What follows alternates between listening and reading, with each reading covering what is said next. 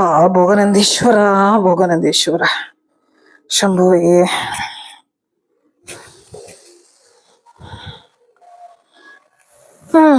ಏನ್ ಮಾಡ್ತಿದ್ದೀರಾ?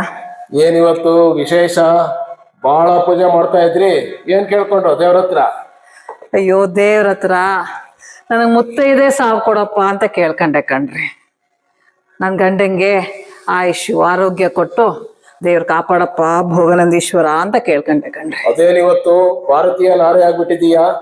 ಭಾರತೀಯ ಸ್ತ್ರೀ ಸಂಸ್ಕೃತಿ ಎಲ್ಲ ಮೈ ಮೇಲೆ ಬಂದಂಗಿದೆ. ಅಯ್ಯಯ್ಯ, ನಾನು ಅಷ್ಟು ಏನ್ ಸಂಸ್ಕೃತಿನ ಅರ್ದು ಕುಡ್ದಿಲ್ಲ. ಅದೇನಂದ್ರೆ ಇಷ್ಟ ದಿನ ಕೆಲ್ಸಕ್ಕೆ ಹೋಗ್ತಾ ಇದ್ರಿ, ಹೌದು. ಇಷ್ಟು ಸಂಬಳ ಬರ್ತಿತ್ತು. ಈಗ ರಿಟೈರ್ಡ್ ಆಗ್ಬಿಟ್ಟಿದ್ದೀರಾ, ಇಷ್ಟ ಆಗೋಗ್ಬಿಟ್ಟೈತೆ. ಈಗ ಹೆಂಗೋ ಕಷ್ಟಪಟ್ಟು ನಡೀತಾ ಐತೆ ಪೆನ್ಷನ್ ದುಡ್ಡಲ್ಲಿ. ಸರಿ, ಈಗ ಅಕಸ್ಮಾತ್ ನೀವು ನನ್ಗಿಂತ ಮುಂಚೆ ಆಗ್ಬಿಟ್ರೆ ಇಷ್ಟ ಆಗೋಗ್ಬಿಡುತ್ತೆ.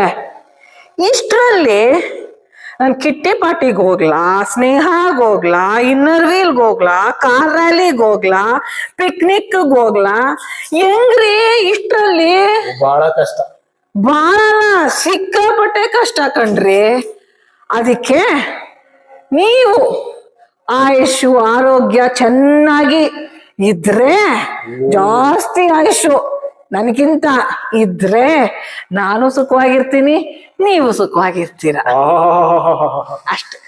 ಎಂತ ಭಾರತೀಯ ನಾರಿ, ಕಲಿಯುಗದ ಭಾರತೀಯ ನಾರಿ. ನಿಮ್ ಪಾದ ಸ್ವಲ್ಪ ಫೋಟೋ ಕೊಟ್ಟಿರಿ, ಎಲ್ಲಾರು ಇಟ್ಟಿರ್ತೇನೆ ಬೇಕಾಗತ್ತೆ ಪೂಜೆ ಮಾಡಕ್ಕೆ. ಅಯ್ಯೋ ಅದಕ್ಕೇನಂತೆ, ಜೆರಾಕ್ಸ್ ಮಾಡ್ಕೊಡ್ತೀನಿ.